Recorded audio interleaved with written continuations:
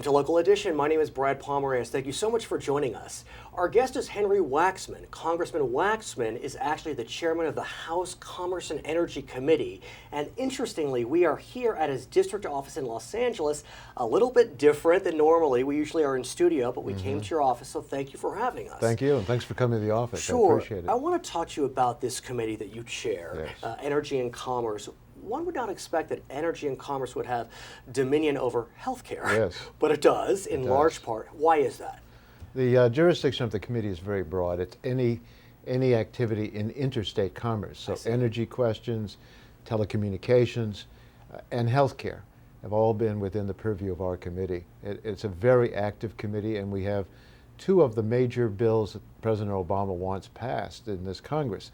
Health, he wants healthcare reform, and energy legislation. Let's talk about healthcare reform, because obviously it is a huge topic that's percolating throughout every street in America.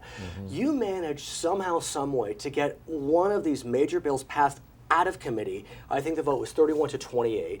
That was a huge accomplishment. What went right as it relates to that particular bill? I think people are starting to understand that this country spends more money on healthcare than any other industrialized country in the world.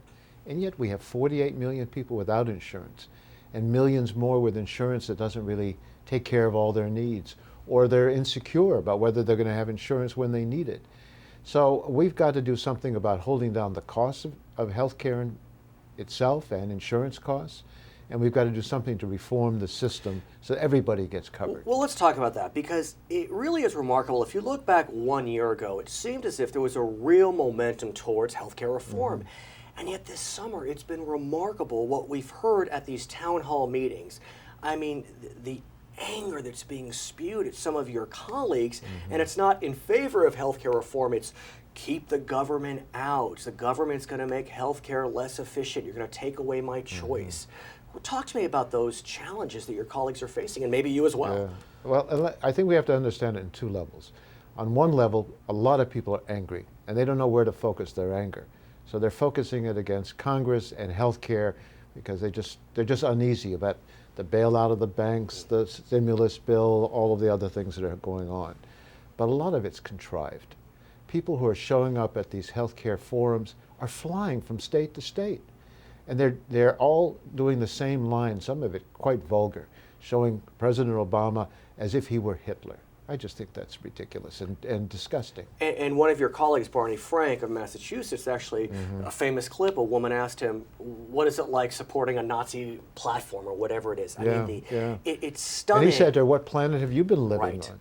The other thing that's so outrageous is that they all have this mantra that the government's going to have panels to end people's lives. Well, it's the death panels. Death panels, just absolutely untrue, scaring a lot of people for a political purpose. And the political purpose is the right wing and a lot of the Republicans, if not most, want to stop health care because they don't want President Obama to have a victory on something as important as this. And do you think that's what it is? Because if you look at some of the allegedly moderate members of the Senate, like Mr. Grassley of Iowa, he seemed to have been perpetuating some of these ideas that there will be death panels that Governor Sarah Palin had been talking about. What's happening? Well, I think a lot of the Republicans, they're shrunk now to basically a Southern party and a right-wing base.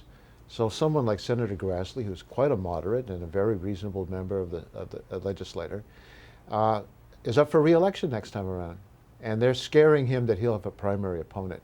It's a scare tactic, and we shouldn't allow it to get away with it. Congressman Waxman, thank you so much for joining us. We appreciate it. My pleasure to be with you. For Local Edition, I'm Brad Pomerantz. Back to CNN Headline News.